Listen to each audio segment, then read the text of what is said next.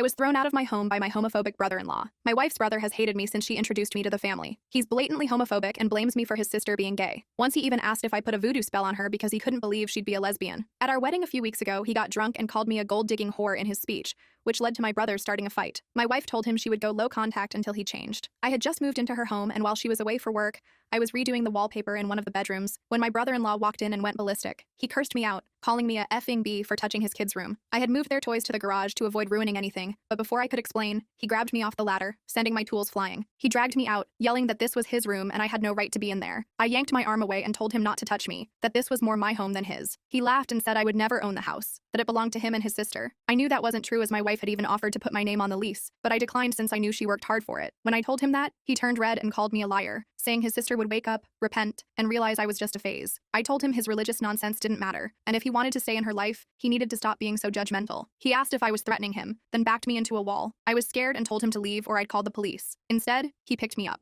I freaked out and struggled to escape, but he's a big guy. He easily carried me downstairs, dumped me on the lawn, ran back inside, and locked the door. It was the most childish thing I'd ever seen. Furious, I banged on the door demanding he let me in. A few minutes later, a squad car pulled up. I told the officers I'd been physically thrown out of my own home, but my brother-in-law greeted them calmly, saying I was some crazy woman trying to break in. When they asked for ID, I realized my wallet, phone, and car keys were all inside. When I explained, they refused to let me in, as my brother-in-law insisted nothing of mine was inside. A nosy neighbor walked over, asked if my brother-in-law was okay, then told the officers they had never seen me before, and that my brother-in-law lived there with his kids. I was stunned. To be fair, I hadn't been around much to visit the house until recently, but I found it hard to believe a gossiping neighbor hadn't noticed me moving in all week. The officers told me I needed to leave or I'd be arrested for trespassing. I begged them to call my wife, the actual homeowner. To their credit, they did. She just didn't answer. My brother-in-law looked so smug as I was forced to walk away. It took me half an hour to get to a gas station and borrow a phone. The only number I had memorized was my dad's, so I called him to pick me up. Once I got to my parents' house, I called my wife repeatedly, leaving messages begging her to call me back. When she finally did, I told her everything and said I was done with her brother. I refused to be around him ever again, and if he was allowed in that house, I wasn't coming back. She immediately said she was coming home early, that the house was mine too, and that she was cutting him off. We talked for 2 hours, discussing her family and other issues,